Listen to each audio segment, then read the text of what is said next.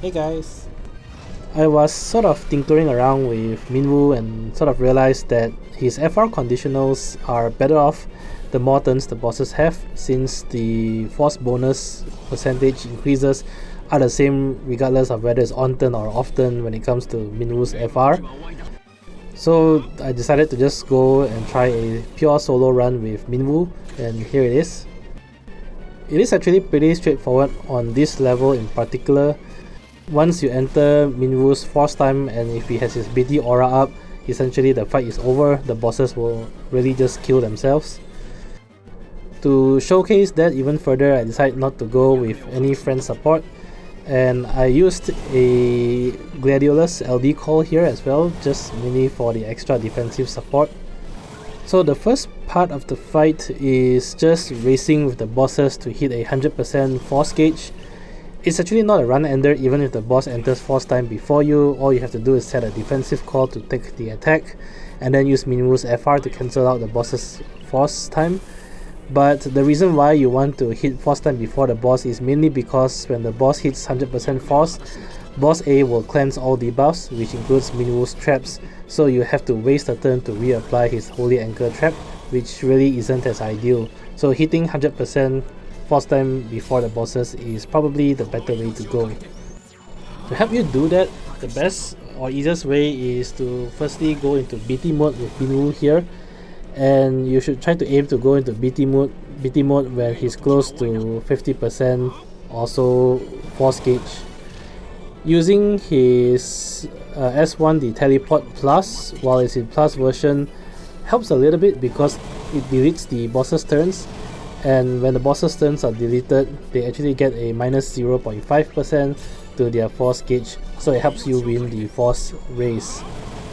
Another very simple thing that you can do to hit 100% before the bosses is to simply use a friend support with an instant turn ability, such as Luna Freya's S1 or Sherlotta's S1 or Selfie's S1 or Ares friend support.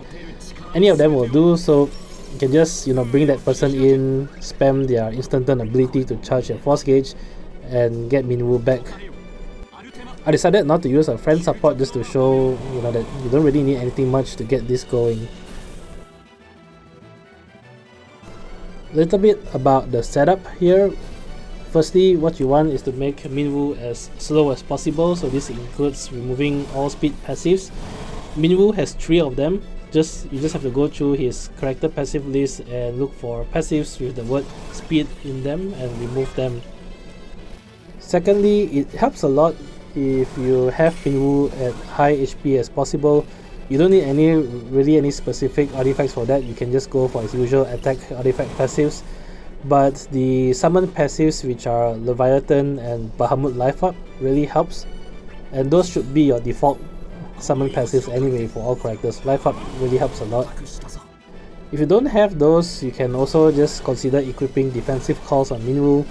I used a Gladiolus call here, but there are many other options. Another good one is actually Hope, because both versions of his call grants 8 turns of Shell and Protect, which halves the Brave damage taken. Or you can use Warrior of Light based on LD call to give Minwu Brave Shields. Those wouldn't last too long, but it does help to at least stabilize the fight. That being said, once Minwu's PT aura is up, if your HP is high enough, you should actually be able to tank all attacks without any defensive calls.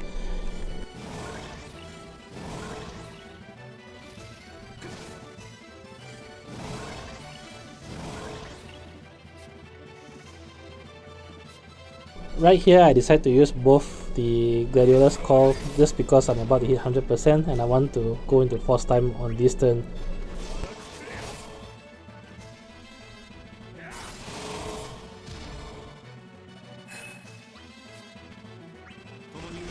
Once you enter force time here, really the fight is essentially over.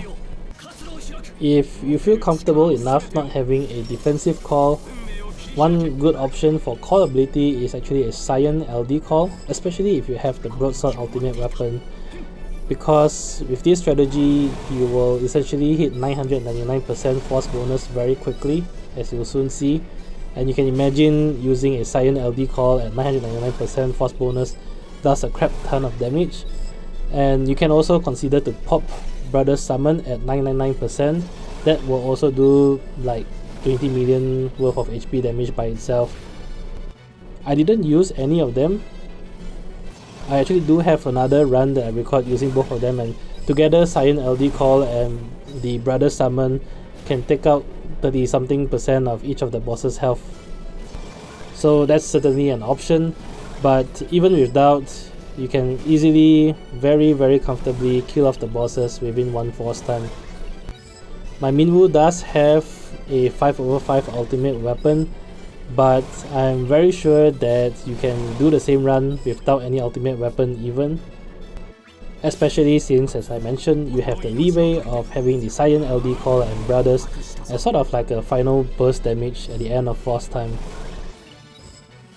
One other reason why it's important to go into BT mode first and save the BT plus for later is that you do need longer than 6 turns of Minwu's BT aura to last the entire fight. So going into BT mode first allows you to save BT plus that I'll be using pretty shortly to reapply 6 turns of BT aura for Minwu. If you go BT plus first and you save BT mode for here, obviously going to BT mode during force time will eat 7 turns of force time, which isn't really ideal.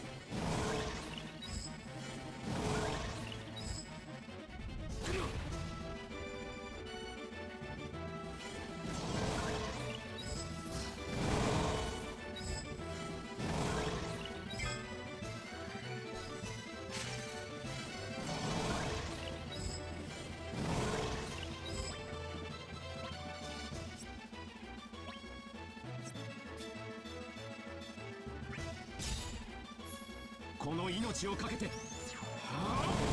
託したぞ。